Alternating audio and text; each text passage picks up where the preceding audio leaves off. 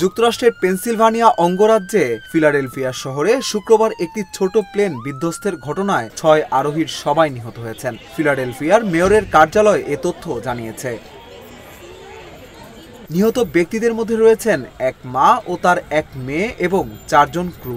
সংকটাপন্ন ওই মেয়ে যুক্তরাষ্ট্রে চিকিৎসা শেষে মেক্সিকোর তিজুয়ানা শহরে ফিরে যাচ্ছিলেন, সঙ্গে ছিলেন তার মা।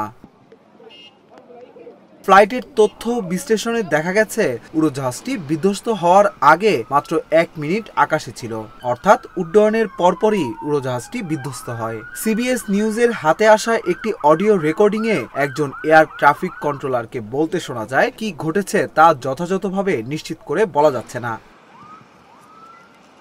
এর আগে স্থানীয় সময় বুধবার ওয়াশিংটনের রিগান ন্যাশনাল এয়ারপোর্টে সেনা হেলিকপ্টার ও একটি যাত্রীবাহী প্লেনের সংঘর্ষের ঘটনা ঘটে। এতে ৬৭ জনের মৃত্যু হয়।